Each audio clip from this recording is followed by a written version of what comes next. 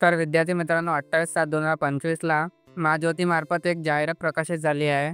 त्यामध्ये लिहिले आहे की IBPS, PO, banking, LIC, railway, AAO online ट्रेनिंगसाठी ऑनलाईन अर्ज तुमच्यासाठी सुरू करण्यात आले आहे. ऑनलाईन फॉर्म फिलअप करण्याची लास्ट डेट आहे मित्रांनो 28/8/2025. तर विद्यार्थी मित्रांनो याची जर तुम्हाला संपूर्ण माहिती हवी असेल डिस्क्रिप्शनमध्ये एक लिंक टाकलेली आहे. त्यामधून तुम्ही याची संपूर्ण माहिती बघू शकता. तुमच्याकडे जर मोबाईल असेल, लॅपटॉप असेल किंवा PC असेल त्यामधून तुम्ही सोपी पद्धतीने हा फॉर्म भरू शकता. चला तर आपण फॉर्म भरायला सुरुवात करूया. सर्वात पहिले विद्यार्थी मित्रांनो तुम्हाला असा इंटरफेस दिसेल. याची लिंक मी तुम्हाला माझ्या टेलिग्राम ग्रुपवर देऊन देईल. त्यानंतर तुम्हाला रजिस्ट्रेशन लिंकवर क्लिक करायचं आहे. सगळ्यात पहिले तुम्हाला असा इंटरफेस दिसेल विद्यार्थी मित्रांनो.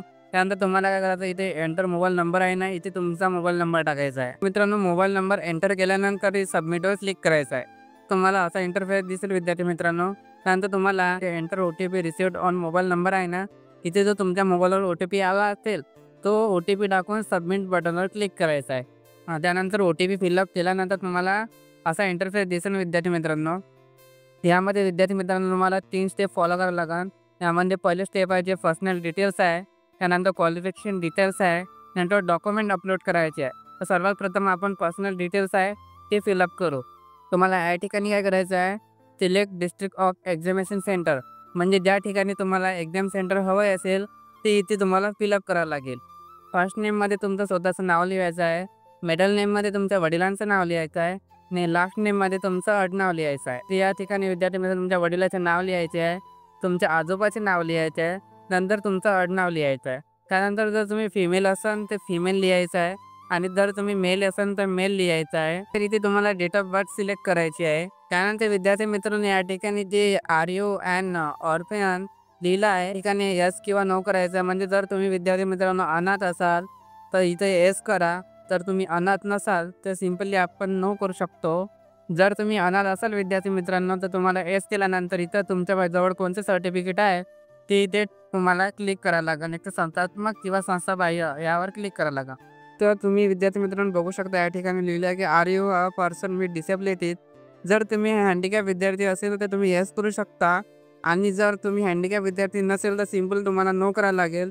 जर तुम्ही विद्यार्थी मित्रांनो तुम्ही हँडिकॅप विद्यार्थी असाल त्यानंतर या ठिकाणी लिहिलं आहे की तुम्ही कोणत्या कॅटेगरीमध्ये बसता, तर सिंपली तुम्हाला यावर क्लिक करावं लागेल. ठीक आहे विद्यार्थी मित्रांनो. नंतर तुम्हाला इथे सोशल कॅटेगरी आणि कास्ट टाकावं लागेल. त्यानंतर विद्यार्थी मित्रांनो इथे इन्कम ग्रुपमध्ये जर तुमच्याकडे नॉन क्रिमिनल असेल तर ते टाका, जसं क्रिमिनल टाकू शकता. जे डॉक्युमेंट तुमच्याकडे असेल त्यावर क्लिक करा विद्यार्थी मित्रांनो. त्यानंतर तुम्हाला इथे तुमचा आधार नंबर लिहायचा आहे. त्यानंतर विद्यार्थी मित्रांनो नॅशनॅलिटीमध्ये इंडियनच राहू द्यायचं आहे. त्यानंतर इथे डोमिसाईल टाकायचं आहे, तुम्ही कोणत्या जिल्ह्याचे ते इथे टाकायचं आहे. त्यानंतर तुम्हाला इथे महाराष्ट्रात राहू द्यायचं आहे. ज्यात मित्रांनो परमनंट ॲड्रेस दिसत आहे तुम्हाला. त्यानंतर या ठिकाणी तुम्हाला डिस्ट्रिक्टच्या जागी तुमचा जिल्हा टाकायचा आहे. त्यानंतर त्याखाली तुम्हाला तहसील टाकायचं आहे. त्यानंतर विद्यार्थी मित्रांनो या ठिकाणी तुमचं विलेज किंवा सिटी टाकायचं आहे. तर या ठिकाणी हाऊस नंबर टाकायचा जर असेल तर तिथे तुम्हाला वॉर्ड नंबर टाकायचा आहे. जर त्या वॉर्डचं नाव असेल तर ते सुद्धा टाकायचं आहे. त्यानंतर तुमचं घर कोणत्या ठिकाणी आहे तो रोडसुद्धा तुम्ही टाकू शकता. त्यानंतर तुम्हाला इथे तुमच्या गावाचा पिनकोड टाकायचा आहे. जर तुम्ही गावात राहत असाल तर गावाचा पिनकोड टाका. जर तुम्ही सिटीत राहत असाल तर तुम्ही सिटीचा पिनकोड टाकू शकता. या ठिकाणी विद्यार्थी मित्रांनो permanent address same as present address. जर तुम्ही त्याच ठिकाणी जर राहत असेल तर तुम्ही सिंपली या ठिकाणी यस करू शकता. त्यानंतर तुम्हाला खाली यावं लागेल. त्यानंतर तुम्हाला या ठिकाणी अल्टरनेट नंबर टाकायचा आहे. तुमच्या वडिलांचा किंवा आईचा नंबर तुम्ही इथे यूज करू शकता. त्यानंतर ईमेल ID टाका तुमची स्वतःची आणि सेव्ह अँड नेक्स्टवर क्लिक करा. तर विद्यार्थी मित्रांनो त्यानंतर तुम्हाला असा इंटरफेस दिसेल क्वालिफिकेशन डिटेल्सचा. या ठिकाणी 10वीचे तुम्हाला डिटेल टाकायचं आहे. त्यानंतर 12वीचे डिटेल्स टाकायचे आहे. त्यानंतर ग्रॅज्युएशनचे डिटेल्स टाकायचे आहे. बघा इथे 10वीचे डिटेल्स टाकताना इथे तुमच्या शाळेचं नाव येणार. इथे तुमचं ते बोर्ड होतं, बोर्ड किंवा युनिव्हर्सिटी होतं ते इथे नाव येणार. त्यानंतर तुम्ही कोणत्या इयरमध्ये पास झाले ते टाकायचं आहे. त्यानंतर इथे तुम्हाला किती टक्के भेटले 10वीत ते टाकायचं आहे. त्यानंतर इथं 12वीच्या डिटेलमध्ये तेच टाकायचं आहे. तुमचं जर कॉलेज वगैरे असेल त्या कॉलेजचं इथं नाव लिहायचं आहे. त्यानंतर बोर्ड वगैरे जे असेल किंवा युनिव्हर्सिटी असेल त्याचं इथे नाव टाकायचं आहे. त्यानंतर या ठिकाणी तुम्ही कधी पास झाले ते इथे टाकायचं आहे. नंतर तुम्हाला 12वीत किती मार्क भेटले ते टाकायचं आहे. जर डिप्लोमा वगैरे केली असेल तर ते सुद्धा तुम्ही या ठिकाणी टाकू शकता. नंतर तुम्हाला इथं ग्रॅज्युएशनची डिटेल्ससुद्धा भरायची आहे. तुमचं कॉलेजचं नाव लिहायचं आहे. नंतर तुम्हाला बोर्ड किंवा युनिव्हर्सिटी असेल ते इथे टाकायचं आहे. तुम्ही कधी पास झाले आहे ते इथे डिटेल टाकायचे आहे. आणि त्यानंतर तुम्हाला ग्रॅज्युएशनमध्ये किती मार्क भेटले होते ते इथे टाकायचं आहे. त्यानंतर सेव्ह अँड नेक्स्टवर क्लिक करायचं आहे.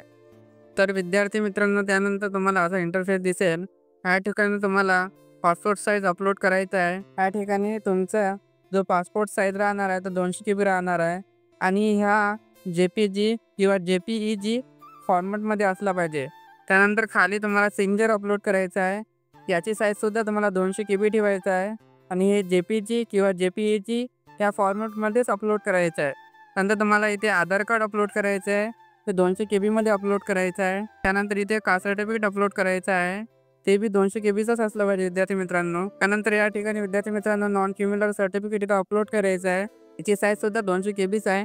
त्यानंतर इथे तुम्हाला डोमिसाईल अपलोड करायचं आहे. त्यानंतर या ठिकाणी विद्यार्थी मित्रांनो SSC मार्कशीट अपलोड करायची आहे. त्यानंतर इथे SSC किंवा डिप्लोमा सर्टिफिकेट जर असेल तर ते इथे अपलोड करायचं आहे. त्यानंतर विद्यार्थी मित्रांनो या ठिकाणी तुम्हाला डिग्री किंवा तुमच्याजवळ जर लास्ट सेमिस्टरचे जे मार्कशीट असेल ते इथे अपलोड करायचं आहे.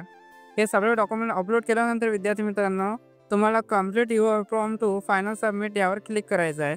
तुमचा विद्यार्थी मित्रांनो ॲप्लिकेशन फॉर्म हा सबमिट होऊन जाईल. तर ठीक आहे विद्यार्थी मित्रांनो, ह्या स्टेप फॉलो केल्यानंतर तुम्ही तुमच्या मोबाईलवरून किंवा तुमच्या लॅपटॉपवरून किंवा तुमच्या PCवरून जर फॉर्म भरत असेल तर तुम्ही आता इझिली फॉर्म भरू शकता. तर विद्यार्थी मित्रांनो, तुम्हाला जर व्हिडिओ आवडला असेल तर व्हिडिओला नक्कीच लाईक करा आणि तुम्ही जर आपल्या चॅनलवर नवीन असाल तर आपल्या चॅनलला नक्कीच सबस्क्राईब करा. आणि त्याचप्रमाणे आपलं टेलिग्राम चॅनलसुद्धा आहे. तर आपल्या टेलिग्राम चॅनललासुद्धा फॉलो करा. त्याचं नाव आहे नोकरी महाराष्ट्र. आपण भेटूया अशाच महत्त्वाच्या व्हिडिओमध्ये विद्यार्थी मित्रांनो. जय महाराष्ट्र, जय शिवराय.